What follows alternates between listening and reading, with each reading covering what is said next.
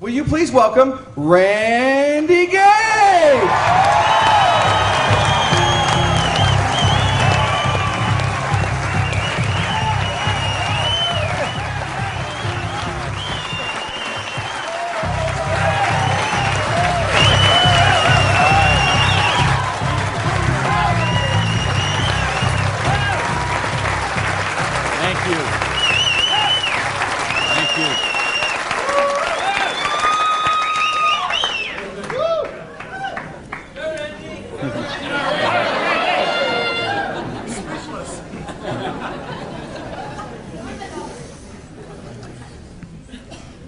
So what do you do when your dream dies?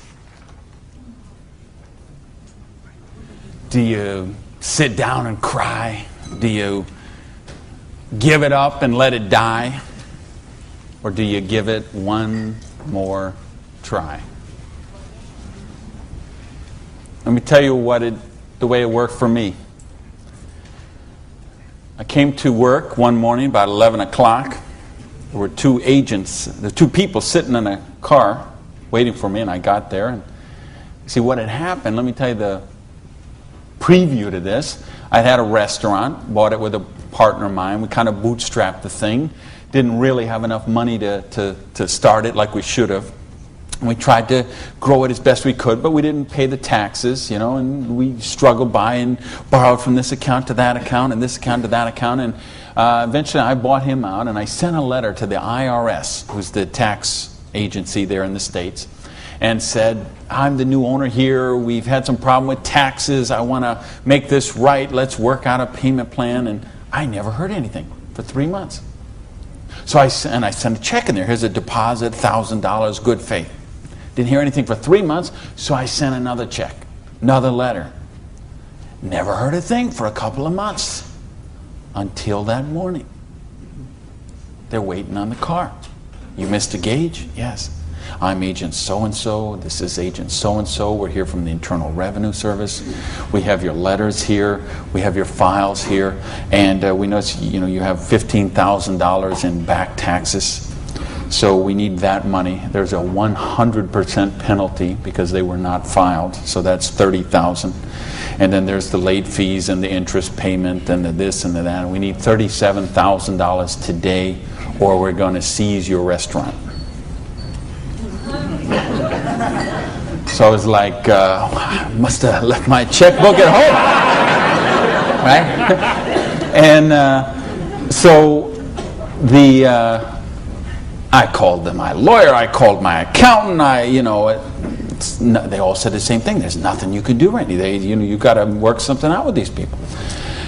And I remember hiring a consultant who used to be an IRS agent, and she negotiated with him. She called me one day and she said, Randy, we're at the end of the road. The way they keep compliance is they have to set some examples sometimes, and you had a busy delivery business and they saw those cars going all the time with the signs on them, and they need to make examples, and they just want to make you an example.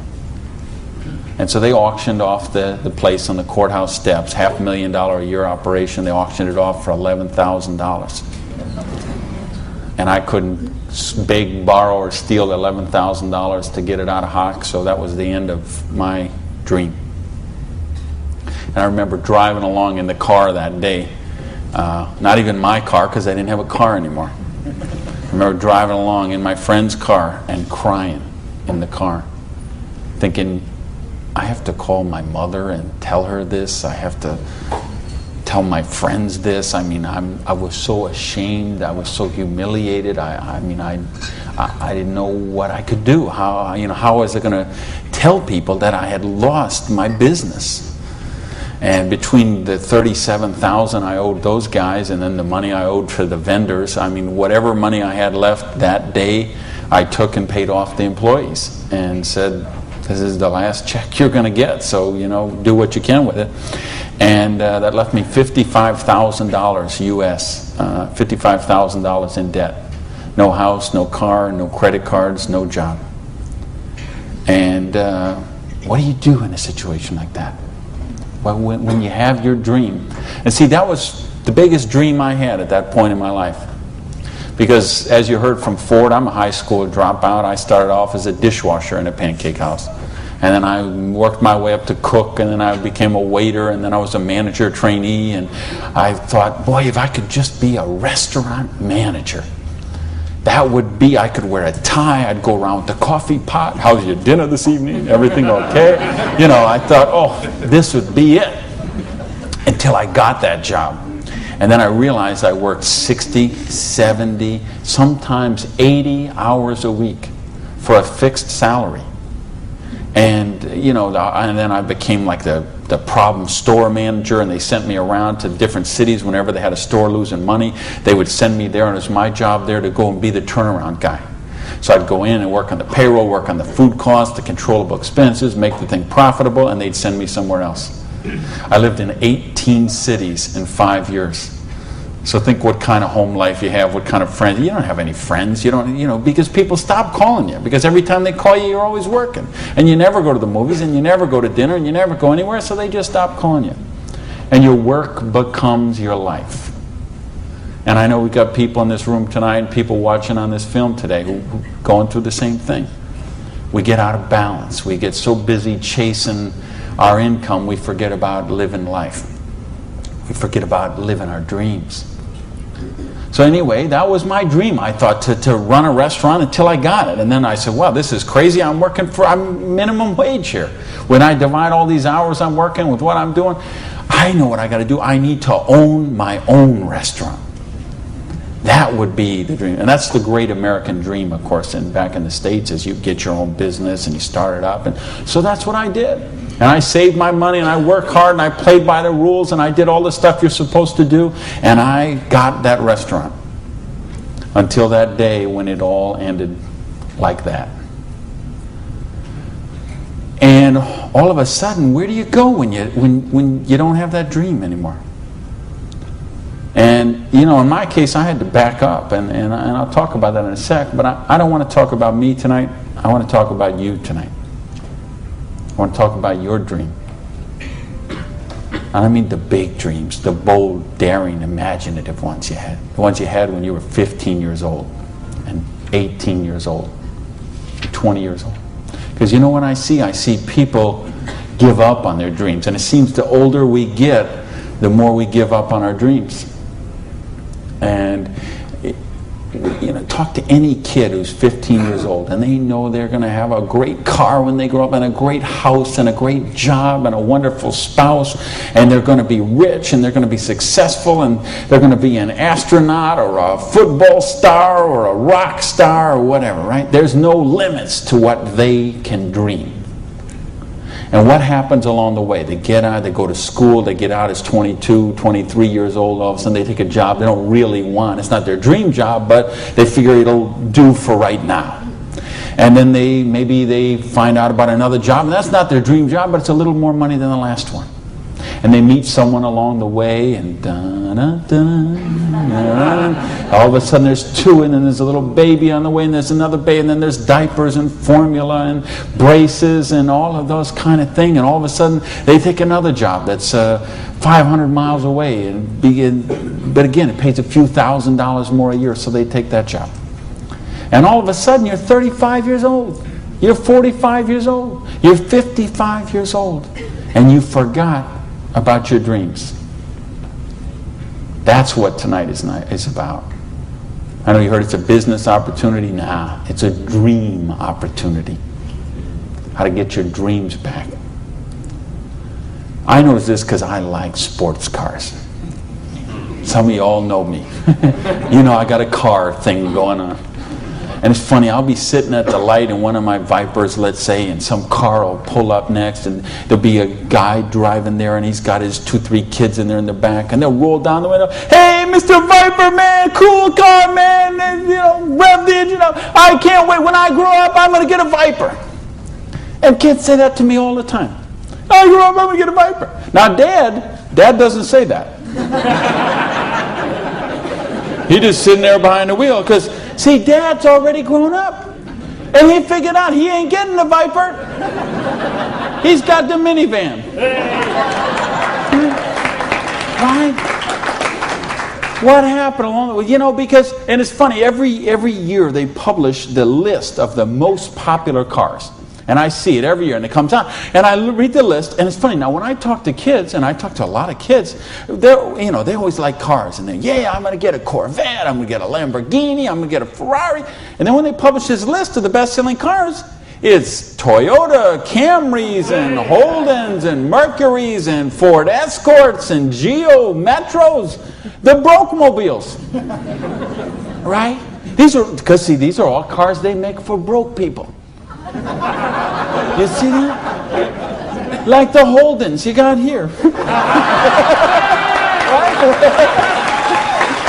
And the Toyotas we got there, and the Chevys we got there, and the Buicks we got there. They make those things for broke people. Now, how come when I see the list of the top 10 things, I don't see Ferraris and Lamborghinis and Rolls Royce and Jaguar and Bentley? Because they gave up on their dreams. They said, well, this is the car we got. There's room for the car seat in the back, and we can afford the payments. And they settle for a car. And they settle for a house. And they settle for a job. And they settle for a life of quiet desperation. When they could be living a life of joy, challenge, growth, adventure, and prosperity. That's what tonight's about. I want you to think about, really, here's the challenge I would give you. I want you to think of 5 things you would do, have, or become if money was no object. I mean, really think about this, okay? You don't have to write it down. I just want you to think about it. But think about, if you had Bill Gates' kind of money, if you had Larry Ellison's kind of money, if you were one of these .com billionaires, would you be driving the car you're driving right now that you got here today in? How many people, tell the truth now, if money was no object, how many people would have a different car in the parking lot tonight? Okay. Now, if money was absolutely no object, you had 30, 40, 50, 60 billion dollars, how many people would have a different roof over their head when they went home tonight? How many people have a better wardrobe? Ladies, how many of you would have bigger closets? Right? Yeah. So this tells me something. This tells me you do have dreams and you want to live them, or you wouldn't be sitting here tonight. See, most of Australia tonight, most of New Zealand tonight, most of the United States, UK, everywhere where they're watching this video, most people aren't gathered like this. Most people are sitting on a recliner, rubbing the hair off the back of their head, drinking rancid fermented hops, watching the Idiot Box. 6 hours a day. And this is their life. Monday morning, 6:30, the alarm clock goes off. And they get, hit the snooze bar. If I could just get 15 more minutes. And they wait 15 more minutes, and they hit the snooze bar again, and they get 10 more minutes. And then they got to get up, and they rush in the shower, and they drop and jump in the car, and they buy their breakfast through a drive-thru somewhere, and then they go to a job they don't like or actually hate. 85% of them, a job they don't like or actually hate, and they get through Monday till 5 o'clock or 5:30 or 6 o'clock, and then they go out and they face the traffic going home. They probably get drive-through dinner somewhere, dinner in a bucket to take home to the kids, get in front of the Idiot Box and sit there in a coma till they fall asleep, or they crawl into bed until Tuesday morning, 6:30, it starts all over again. Wednesday, hump day. Thursday, we're almost there.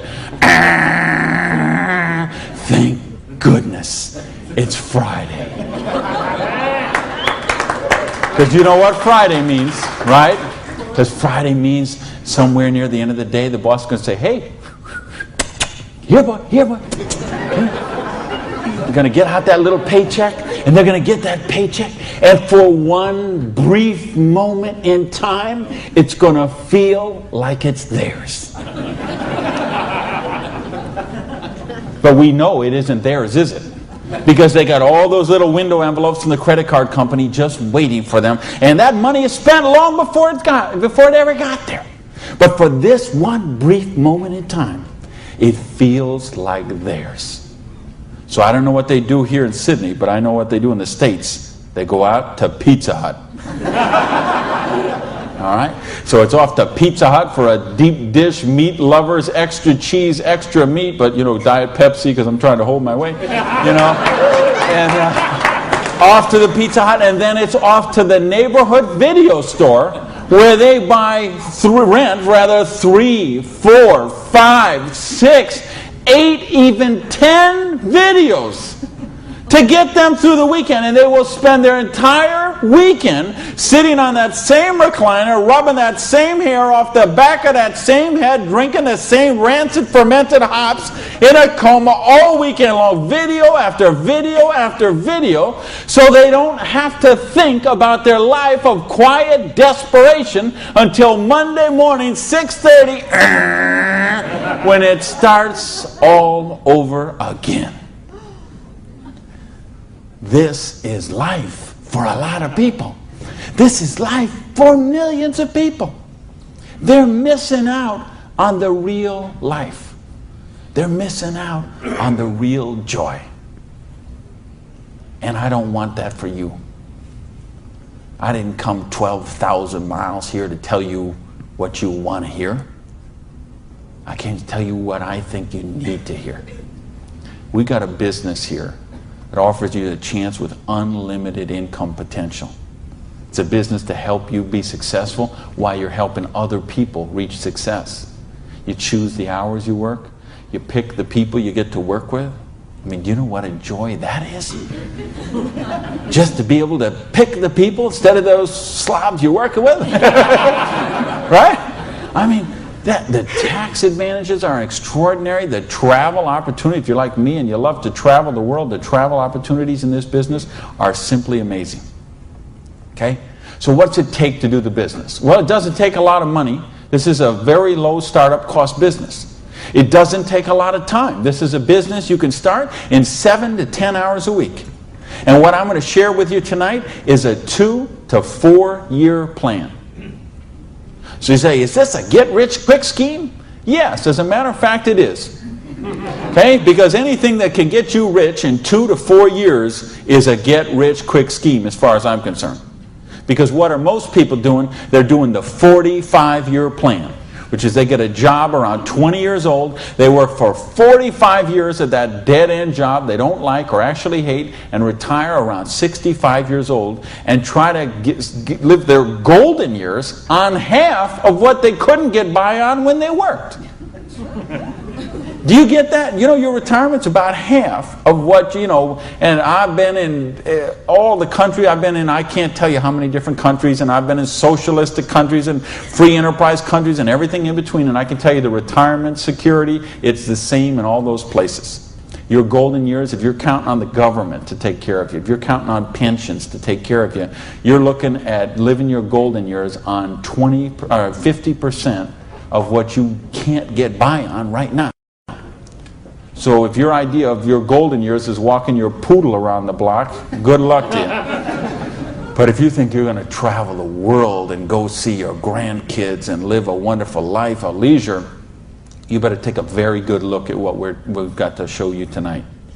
Because you've got to control your own destiny. You've got to control your own income. You've got to control your own retirement security.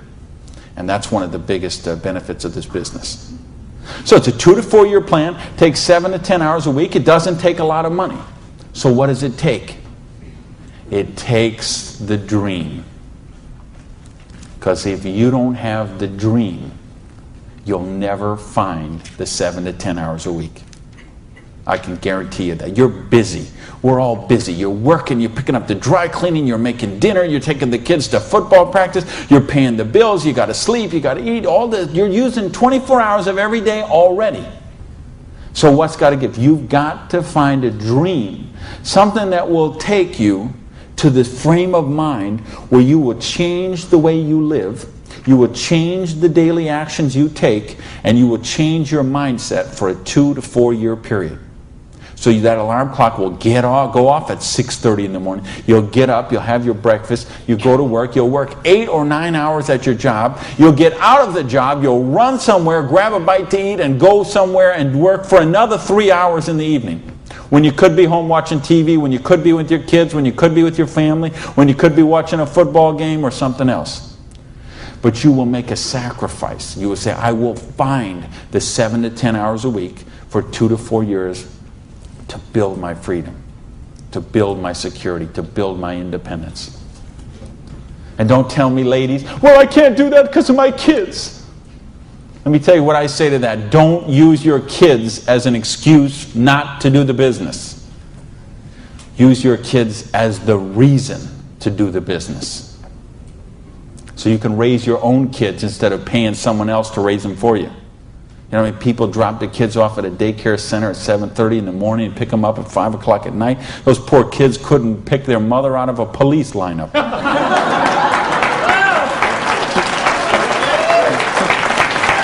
Right? Don't use your religion as an excuse. Let me tell you, I missed a lot of church for a couple of years while I built my business. I was doing meetings on Wednesday nights instead of going to church on Wednesday night. Some Sundays I was in a different city working with a long-distance line instead of being at church. But you know what happened? I tithe 10% of every penny I make to my church. And I make a lot of pennies these days.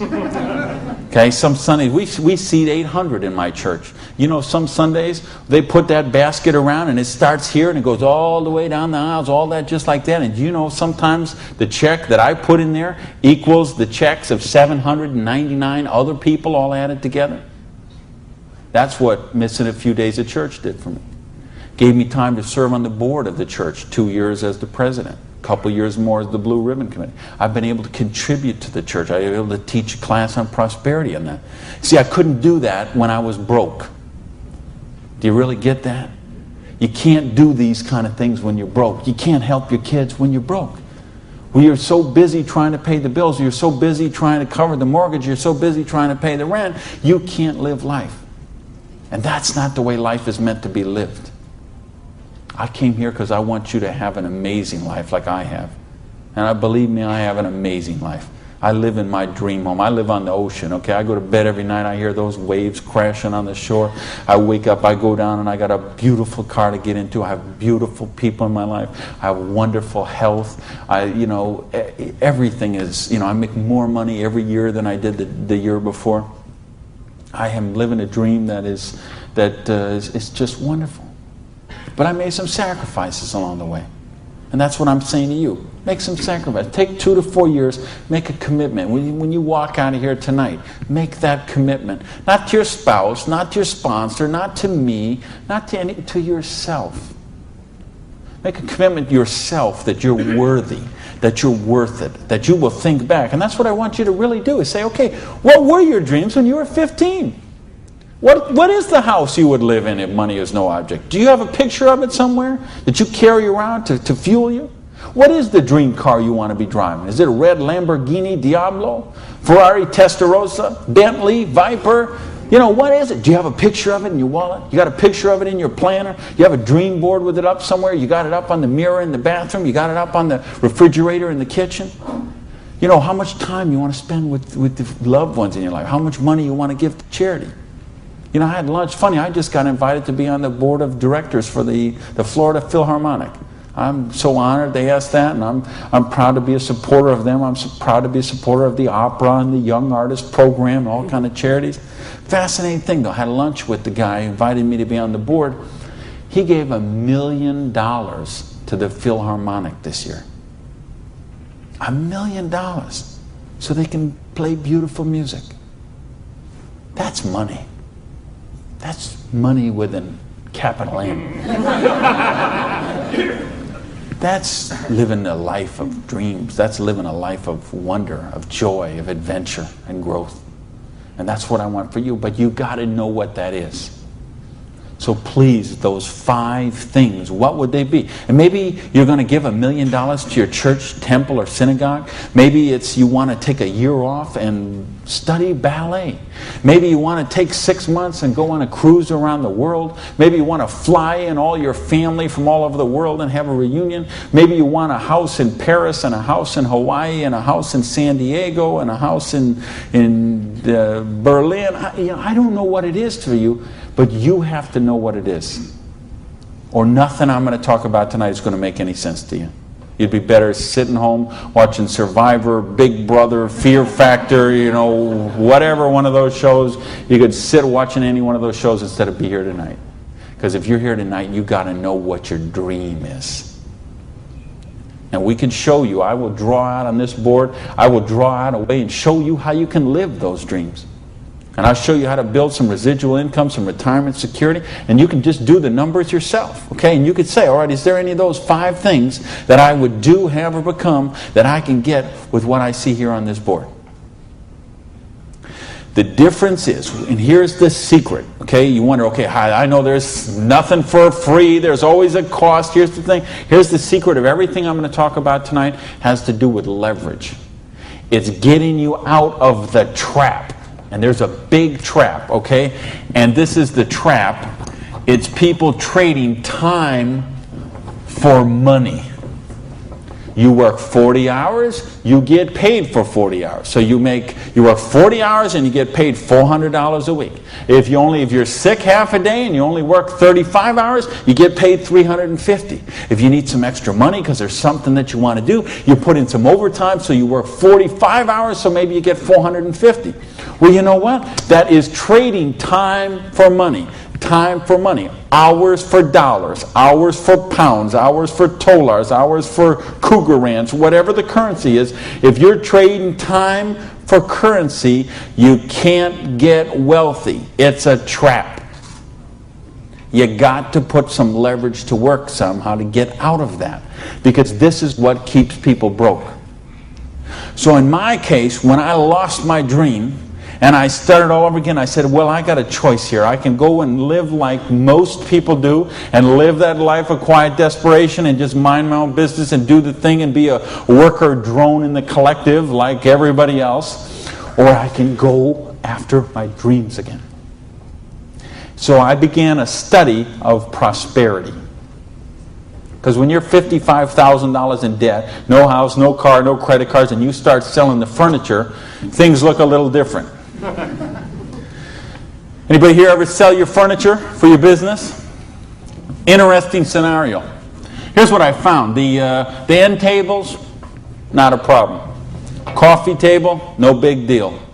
Kitchen table, hey, you can always eat in the sofa.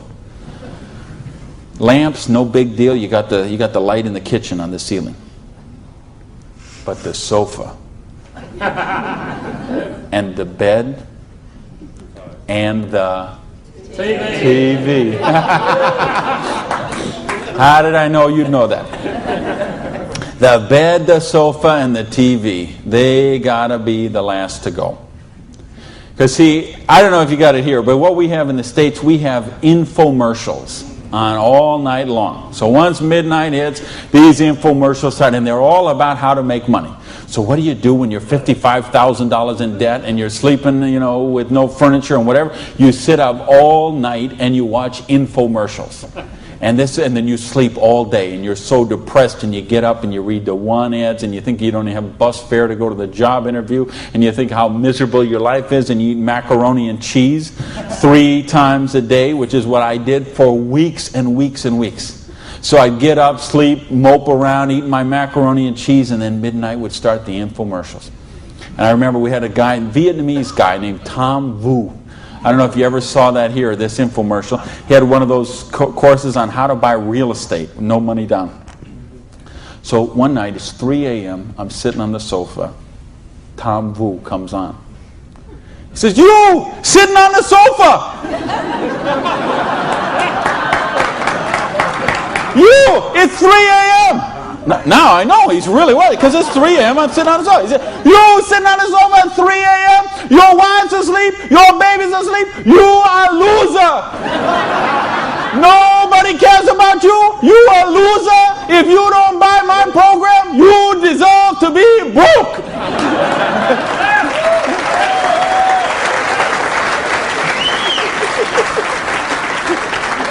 And I'm like, oh, if only I could afford this program. But of course, I didn't have the $199 or whatever it was. So, and eventually, of course, the sofa had to go, the bed had to go, and then the TV had to go.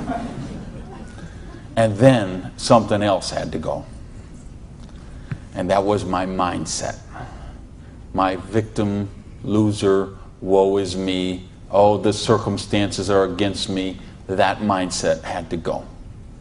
And I had to say, okay, I am sick and tired of being sick and tired. I am sick of being broke. I am sick of being sick. I am sick of being stupid.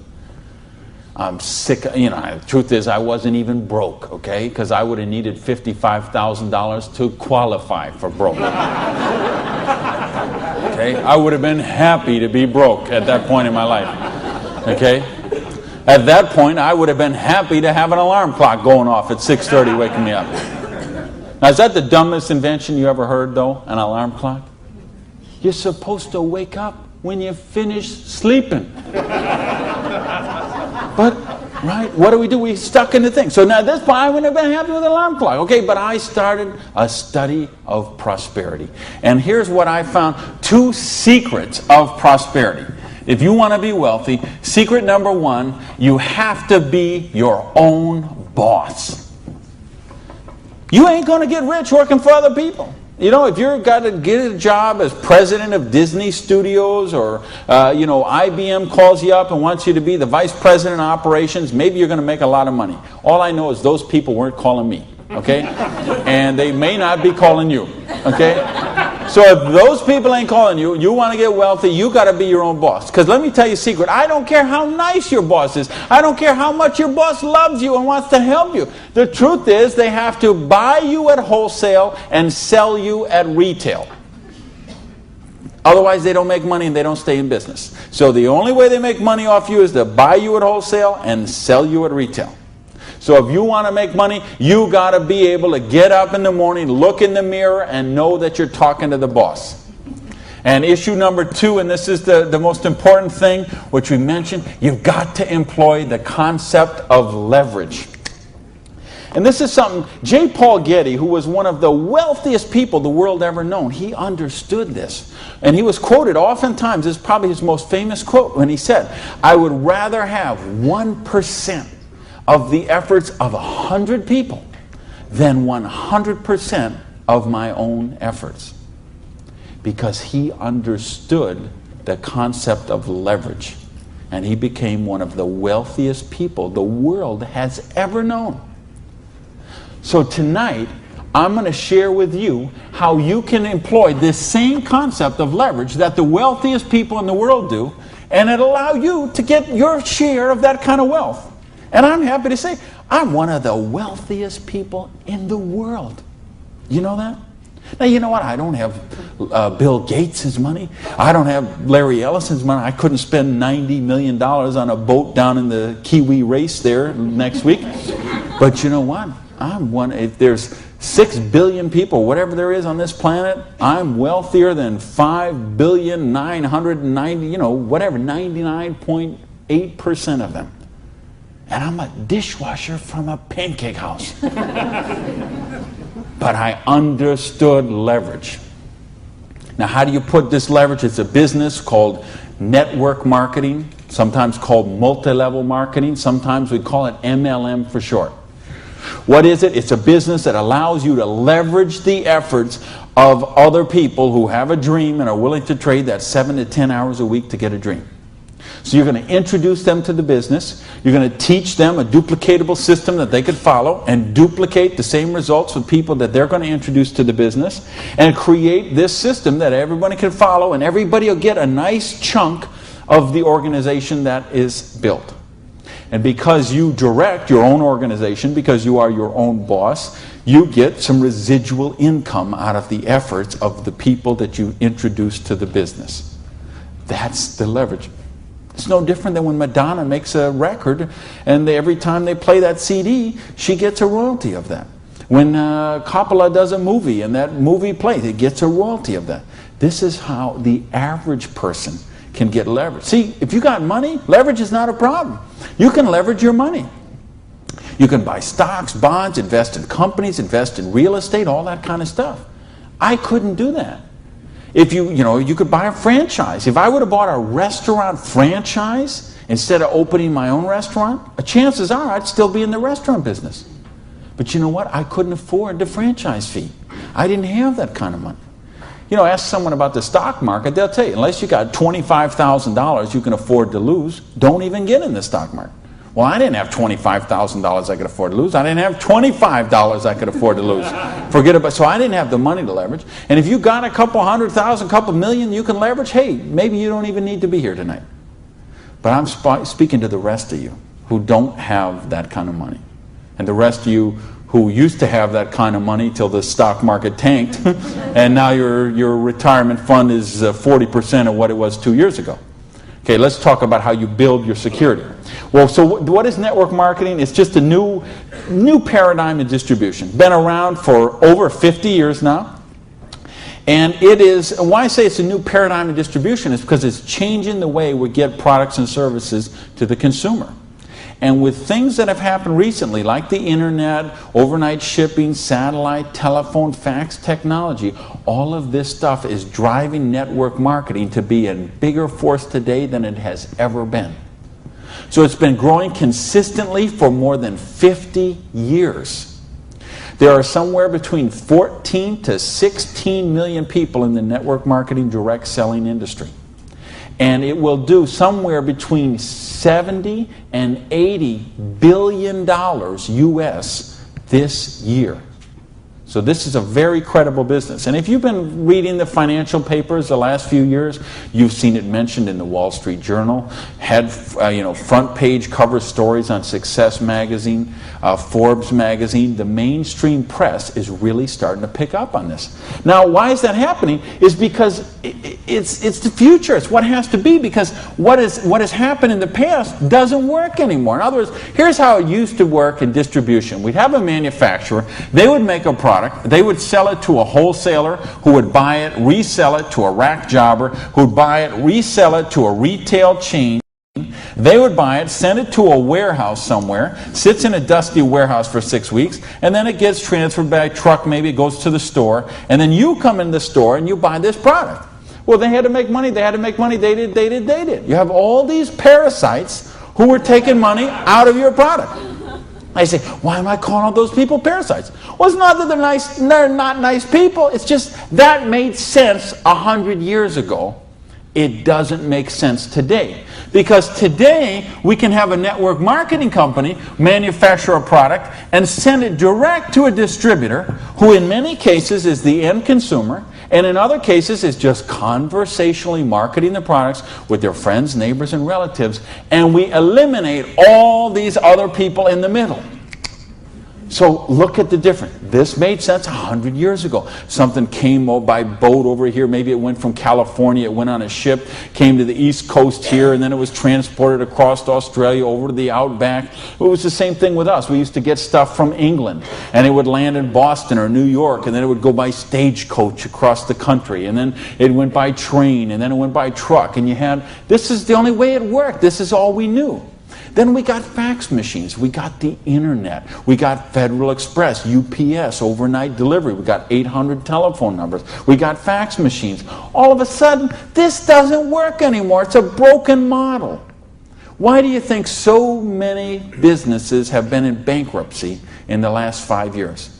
And I mean big name, 100, 200-year-old companies, retailing giants like Macy and Stalwart that we would think have been around forever. They went into bankruptcy court. Why? Because they have a broken distribution model.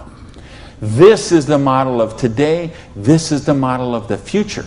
And with what we're doing now with internet and 800 numbers and ordering, this is going to get just bigger and bigger and bigger. So what this does is this allows you an opportunity to participate on a new paradigm in distribution. I want you to think when fortunes were made. They're made in revolutions. The agricultural revolution made a bunch of rich landowners.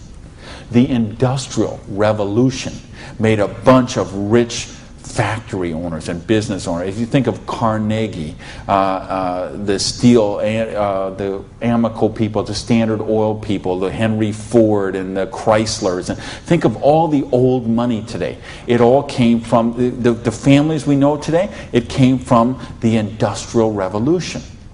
So now we have the distribution revolution. So what this means is that 50 years, 75 years from now, there's going to be a meeting at a hotel somewhere in Sydney, Australia, and they're going to say, think about the old money today, the Gage money, the Hawkins money, your money, and say that was made in the distribution revolution. Because they saw the power of the internet, overnight shipping, fax machines, 800 number, and how to put all this together into the new paradigm of distribution. This is what we're in right now. And I believe the next 2 years is going to be the biggest years of growth in the history of the industry. And you could be a part of it. Well, your income 40 years from now is going to be precedent on what you do for the next 2 years. Now notice, we have all this money that got wasted before. Where did it go? Well, there's two places it goes. Number one, it goes to product research and development. And I'm going to talk about that in just a little bit. And the other place it goes is right here to you, the distributor. The people who actually get involved with the business. All this money that you... Because see, sometimes you could go to the store, you could buy a box of cereal for $3.50. The actual cereal, the cost of that cereal might be 40 cents, 35 cents. What is all the rest of that money? It's all this wasted layers of distribution. So see, that isn't necessary anymore. So that money gets freed up, and because you are a pioneer of the industry, because you are somebody with a vision and a dream, and you're willing to trade the 7 to 10 hours a week to get the dream, you are going to cash in about that. I want to sketch out how the business really works, so you get an idea how the money takes place and how you can participate in that. I guess, is this? I think this is, I found the secret. You do it a little different here down under. All right, let's talk about how you make money in the business. You, not me, not them, you. How do you make money? Well, you got a dream. You're willing to trade 7 to 10 hours a week for 2 to 4 years to get your dream. So you sponsor in the business. Okay, you make that commitment. Your sponsor says, all right, I'm going to work with you, train with you. What we're going to do is we're going to help you identify, and I'll use this as an example, 6 people who you know who have a dream and would be willing to trade 7 to 10 hours a week to get the dream. Fair enough? Everybody follow me so far? Everybody follow me so far? All right, just making sure you're not nodding off over there. All right, now let's suppose that everybody involved in the business produces a volume this first month that you get involved in the business of $100. Now notice I didn't say $1,000 or $10,000 or $100,000. I said just $100. Why? Because I want to show you this is very simple, very duplicatable, very doable for everyone. The secret of this business is leverage. We have a lot of people doing a little bit, just 7 to 10 hours a week. So now if you and each of the 6 people you introduce into the business produce a volume of $100 the first month, you'd have $700 worth of volume in your organization, right? Now we have a lot of different companies represented here tonight. There's all kind of different pay plans, but I think you're going to find as an average, what you're going to see in the business is you can make about 10% of what your organization does in volume. So if you had 6 people plus yourself, everybody did $100, you'd have $700 volume, so you'd make $70 your first month in the business. Now you say, come on, Gage, you brought me here for $70 a month. I can't even wash my Lamborghini for $70 a month. I understand. But see, believe me, I understand. I know what it's like to keep cars clean. But this is just month number 1. And how much, if you're a doctor, and by the way, if you're a doctor, if you're a lawyer, if you're an accountant, you know what plan you work under? Trading time for money. Just like the bus boy at the Denny's restaurant, the doctor, the lawyer, the accountant, trading hours for dollars, same thing. So how much did you make when you learned to be an accountant? You probably went to school for 10 years. Well, you learned to be a nurse, when you learned to be a doctor, when you learned to be a lawyer. Think how many, you didn't make anything. So don't be crying about your lousy $70 here, okay? Because you're learning the business. Because look what happens next. Now the second month, we're going to say, we're going to help you help your people. We're going to teach you that duplicatable system to teach your people. And we're going to have them, now we're going to say they're not quite as bright as you are, okay? They didn't quite get this as good as you did. So they each got 5 people that they're introducing to the business, all right? Now, of course, it will not work out exactly this way, because I know some of you accountants there are sitting there thinking, okay, this guy might only get 4. Don't worry about that. I'm just making an example. So you got the 6, and the 6 each got the 5. Well, that would put 30 new people in your organization. Plus, you still have the 6, plus you got you. So now, the second month, you'd have 37 people, each doing $100. How much would that be? $3,700, right? So 10% of that would be how much? $370. Now you say, okay, $370 is a nice little pin money, but it still isn't going to buy my Lamborghini. I understand that. But that's just month number 2. Because all of a sudden, look what happens. There's 36 other people who are, now they're not working for you. They're working for themselves. So they're not calling in sick. They're not stealing paper clips to take home. Okay? None of this stuff. They're all working for themselves, right? Now, what happens when we duplicate the process? And we say, now we're going to teach them how to teach their people. And you say, well, how do you do that? We've got a complete step-by-step duplicatable system to show you how to do that. You're going to teach your people how to teach their people. So we say, what if those 5 each just got 4? Now, why I'm doing this? Because I want to be really, really conservative. If I showed you what could really happen, I'm afraid you might swallow your teeth. So I'm going to be very conservative. So now if the 30 people each just got 4 people, now we'd have 120 new people in the organization. They don't work for you, they work for themselves. 7 to 10 hours a week, they're building a dream. 120 plus the 30 plus the 6 plus you, that's 157 people. Everybody just doing not $1,000 a month, not $10,000 a month, not $100 lousy dollars a month does $15,700 income or volume, which means your income for month number 3 would be $1,570. Now all of a sudden we have a little money, we could play with something. We could do something with $1,500 a month. Do you know how many bankruptcies would be avoided with $1,500 a month? I would make a bet to say of all the personal bankruptcies, and there's been a record year for personal bankruptcies the last 6 or 7 years in a row. Every single year has broke the record from the year before. And I had someone very close to me did this just a couple of years ago. And I'm telling you, I bet 90% of them would be eliminated with $1,500 a month. In fact, 90% of them would probably be eliminated with $300 or $400 a month. Just this much, the $370 a month, would help most people that they could just start paying down their credit cards instead of paying those minimum balances every month. By the way, do you know how long it takes to pay off your credit card if you're paying the minimum balance every month? 10 years? 20 years? 30 years? 40 years. That's how long it takes. So if you're paying the minimum payment every month, get happy, because in 2042, you're all paid off. All right, now we're going to go down one more level. Now we're going to say, what if the 4 people each just work with 3 people? Now again, everybody's not going to do it this way. Some are going to do it more, some are going to do it less. But I just want you to see how it works. Now the 120 people each do 3 people. That give us 360 people, plus the 120, plus the 30, plus the 6. This comes to how many? Somebody help me. I'm a high school dropout. 500 and something. 517, is that right?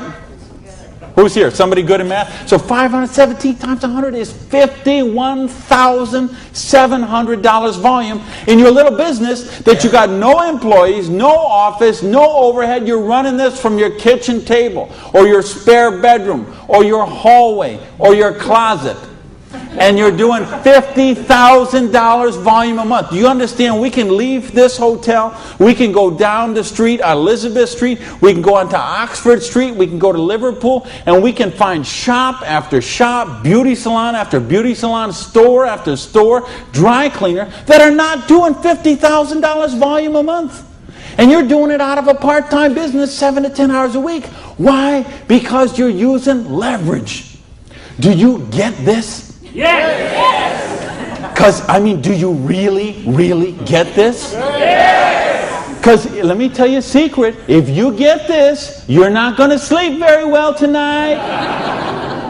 Believe me, I have spent many a night just laying on the pillow, looking at the ceiling and seeing 6 get the 5, get the 4, get the 3. Okay? If you understand this, now we're talking $5,170 a month. Now, you know what? I did that in 4 months. It said 1, 2, 3. What if you didn't do that in 4 months? What if it took you 6 months? What if it took you 10 months? What if it took you 2 years? I told you it's a 2 to 4 year plan. Okay? And I know what some of you are thinking. All right, but what about if this guy here drops out? We got it handled. Okay?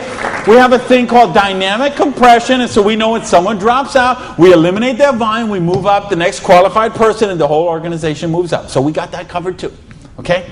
So, but what if you didn't do this in 6 months? What if you didn't do it in 10 months? What if it took you 2 years? Would it be worth trading 7 to 10 hours a week for 2 years to have an extra $5,170 a month? Yes or no?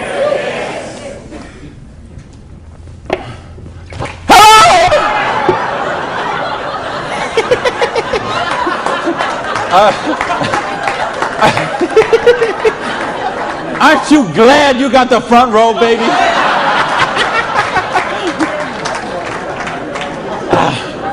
Now, let me get some more water here. And let me ask the question again. Would it be worth trading 7 to 10 hours a week for 2 to 4 years to get an extra $5,170 a month? Yes! All right. Thank you. That's a little better. That's what I'm talking about. When you get this, when you really get this, you're not going to sleep tonight. Because you see how a dishwasher from a pancake house could become a multimillionaire.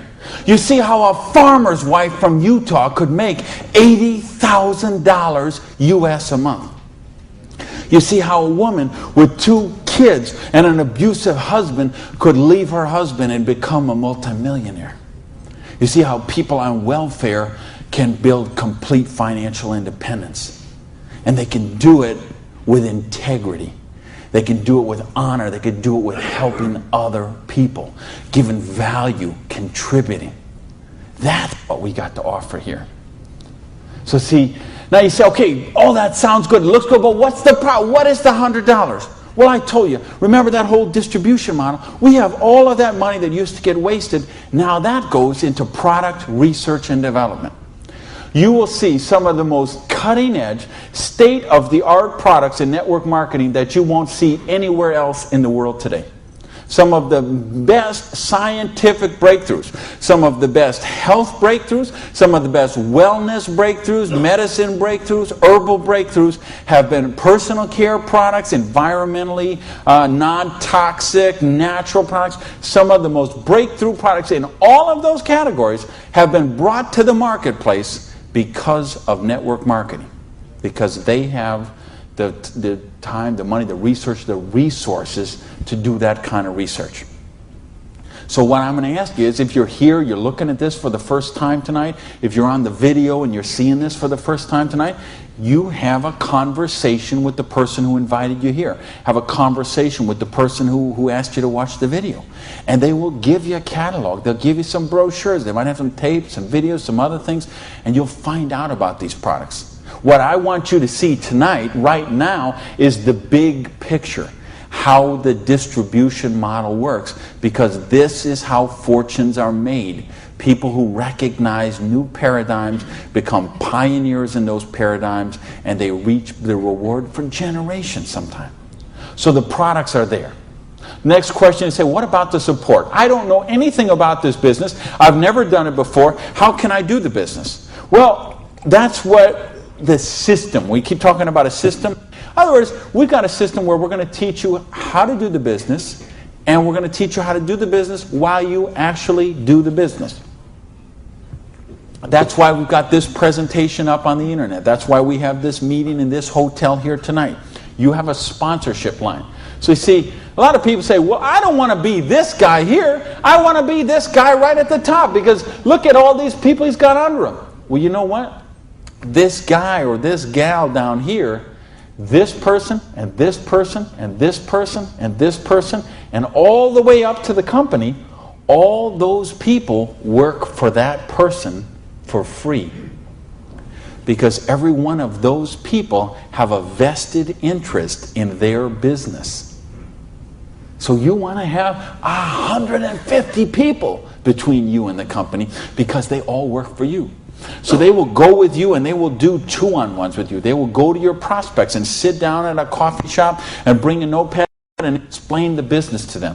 They'll conduct meetings like this where you can bring your people and let them see what the business is about. They'll bring in speakers from all over the country and sometimes all over the world, so your prospects can see and meet and learn from some of the most successful people in the business. There's conference calls, there's monthly newsletters, there's regional trainings, there's company conventions, there's audios and videos and brochures and booklets and catalogs.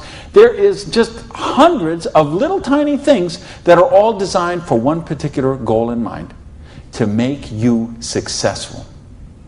See, you are in business for yourself, but you're not in business by yourself, because you have that whole support network of people to help you build the business.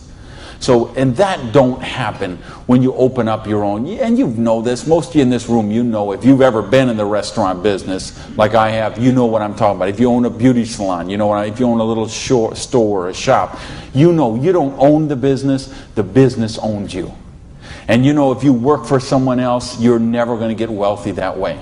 So what we've got tonight is a model that lets you work for yourself, but not by yourself, and it gives you the option to build your future.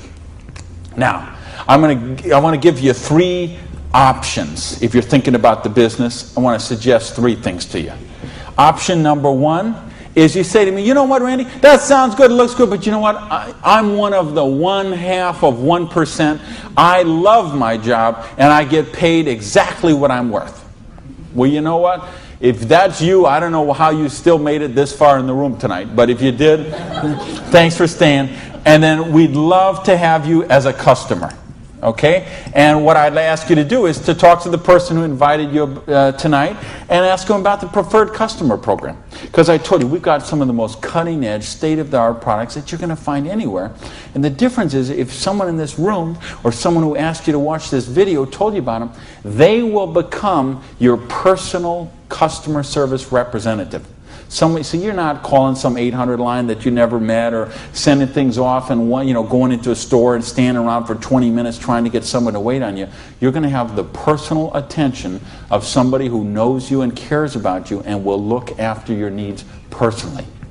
Now, option number 2 is what we call the small business. You say, you know what, Randy, this sounds good. I like the idea of being my own boss, and I like the idea, or maybe you're looking at a nutrition company and you say, well, I'm a chiropractor, massage therapist, an iridologist, or physical therapist, and I want to sell this stuff to my clients. Or maybe you're being presented to a personal products company and you own a spa or a gym or salon and you think you could sell them there. Or maybe it's a cleaning product stuff and you've got a cleaning service and you could sell them to your clients.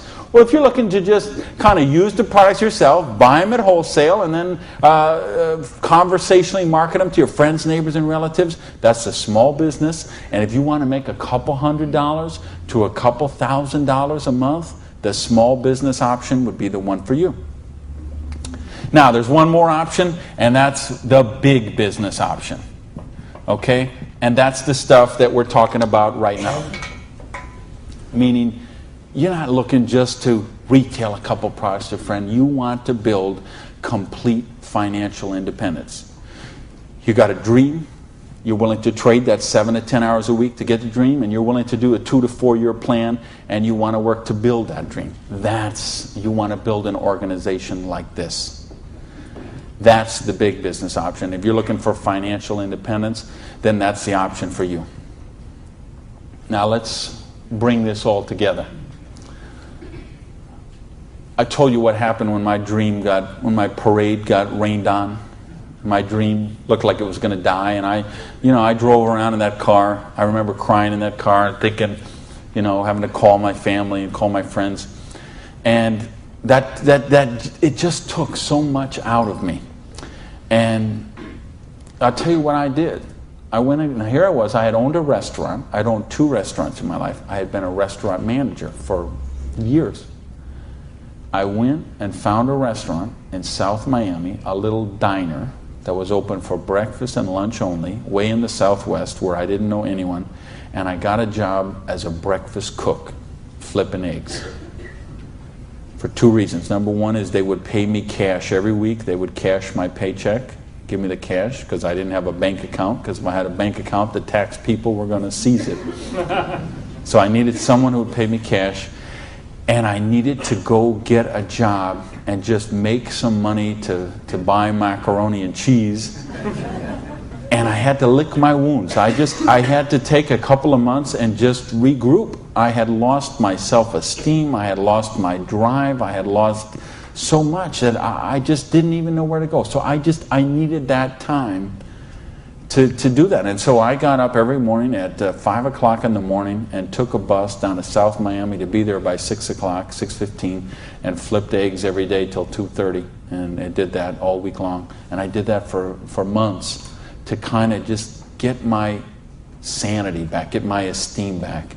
And then I went back to this business. And see, I didn't have the money to get back in the business because I still owed tens of thousands of dollars. But I had been in the business once. I had made some money. That's where I got the money to buy the restaurant initially. And what had happened, I'd been with a new company. It was not a stable company. I got some money. I bought my restaurant. That company went out of business. Well, then I was in the restaurant and working 80 hours a week, and then it just, that's what happened. So now, owing $50,000, I knew I was never going to pay this off flipping eggs, and I knew I was never going to pay it off even if I got a job as a restaurant manager. I mean, do you know how long I'd have to work as a restaurant manager before I could make $55,000 and pay it off? And I owed even more then because I borrowed a bunch of money just to live. So I said, I've got to get in this business. So I went to someone I knew in the business who knew me from before, and I said, you know me, you know that I can work, you know I have a dream. I don't have enough money to get in the business. I needed about $600 to start that business. Rob, he lent me that $600. And you know what? Best decision he ever made. So I went out, and I didn't do this business 7 to 10 hours a week. I did this business 7 to 10 hours a day. I sponsored 9 people the first month of the business, okay? I didn't do 6. For those of you who say, well, it doesn't work this way, you're right, it didn't. I sponsored 9, okay? And at the end of the month, I had 60 people in the business, month number 1. Month number 2, I sponsored 2 more people, so that's a total of 11. I had about 130 people in my organization at the end of month number 2. Month number 3, I didn't sponsor anybody. Okay, I just worked with the 11 that I had sponsored in the first 2 months. The organization went from about 120 people to 360 people. And month number 4, I sponsored a couple more people in the business, and the organization was bigger than this one right here in the 4th month of the business. Now, it wasn't 6 months, wasn't 10 months, wasn't 2 years, wasn't 10 years. It was 4 months. And I made easily double that money. What you see on the board, I made that in my 4th month of the business. Now, how did I do that? I needed to and wanted to very badly. I was hungry. I had a dream, and I was sick of being broke. And that's what I want you to get out of this is, do you understand? This is how it goes. There's no limit here. You could sponsor 7. You could sponsor 8. You could sponsor 9. You could build this whole organization, build yourself up to get $50,000 or $60,000 a year residual income, and then you could go out and you could sponsor 5 more people and start the whole process all over again, the same exact thing. And you could have 100,000 residual going. And you could start with 5 more and you could have 150,000 residual going. And if you put 5 people a year in, and it's very simple, put 5 serious people in the first year. Put 5 serious people in the second year. Put 5 serious people in the third year, and you will be making a fortune. Put 5 serious people in the fourth year, you'll have a business worth at least $1 million, I project. Put 5 more the next year, and you're going to have a business worth a couple $1 million in 5 years. Why? Because we got residual income here. You're building leverage. You're getting this going. And that's what I want you to get. You know, and now I've been able to help people all over the world. I told you guys, the platinum people, I talked in the reception about the 3 kids from Norway who came to a program I did in 1998. And they're all multimillionaires now, all 3 of them. Number 1, number 2, number 3 payout in their company. I think of you guys right here in the front row and what you've done the last couple of years. And you know the people I had in London, those people there, what they're doing there. I've got people all over the world. Just, they got a dream. They're willing to trade it. We give them a system to follow, and they're living their dreams. I think of a lady named Mary in Colorado. Lady I mentioned earlier. 2 kids. She's sleeping in her friend's basement because she's on welfare. Divorced, no husband anymore, no one to help pay for her kids. So she was on welfare. And along the way, she got attracted to the business. Along the way, I was able to touch her and touch her life, show her some things, how to follow a duplicatable system. She built an organization making $30,000 US a month. Now, you know, the $30,000 US a month, I'm okay with that because you can get by on that. Okay. I couldn't get by on that, but I know a lot of people could get by on that. But you know what? It's not the 30,000 that gets me so excited about what Mary did. It's what Mary did. It's the example she does for her 2 kids. Okay? It isn't just the money. It's what, I mean, do you know what that means to those kids to see this woman who was on welfare and just desolate and nowhere to turn, and you meet her today and she is so well dressed and positive in her esteem and she's so confident and she is modeling this behavior and setting such an example for her kids. This is how you raise good kids. Is you show them how to be successful yourself. You don't tell them grow up and get an education, grow up and be successful, grow up and make money. You model the behavior for them. Jan Rue, who a lot of you know, I've done programs with Jan. Here's a lady, same thing, abusive husband, divorced, 3 kids I think, became the number 1 payout in her company. Why? Because she had a dream. And she was willing to trade that 7 to 10 hours a week to get a dream. And we've got the model here where you can do that. There is no limit to what you can do. But I don't want to talk about my story anymore. I don't want to talk about Jan's story. I don't want to talk about Mary's story. I don't want to talk about Orion's story. I want to talk about your story. I don't want to talk about my dreams, Jan's dreams. I want to talk about your dreams. You know, go back to where we said earlier. Did this kind of thing, if you did this in 6 months, a year, 2 years, is there something on your list of 5 things you do have or become you could do with the down payment, with what we're talking about there? And if not, how big is your dream? Are you willing to pay the price? Are you willing to live your dreams? Because if you are, we've got the business that will allow you to do that. So I got a couple questions for you, and then I'm out of here. I'm looking for 1-word answers. Question number 1. Do you believe you're really worthy of success? Yes! Question number 2. Are you really willing to live your dreams? Yes, baby!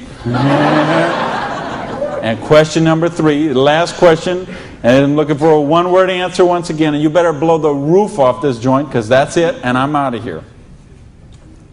Because all of this, all of these numbers, all these things, it all goes back to this one circle. These are not circles. Every one of these represents a person, and this circle right here represents you. And this thing only works if you believe in you. If you believe you are worthy, if you believe you have a dream, if you're worth that dream, if you're willing to trade the 7 to 10 hours a week to live that dream, if you're willing to not let your dream die. You're not willing to sit down and cry, even if you have to sit down. I had to sit down and cry. But you're not willing to give up and let it die. You promise yourself, you make yourself, you commit to yourself to give it one more try. So the last question I'm asking you is based on everything we've talked about tonight, everything you know about this business now, everything you know about the person who invited you, everything you know about you and what you are and what your dreams are. I need to know, are you willing to give it one more try? Yeah! Thank you. Good night, everybody.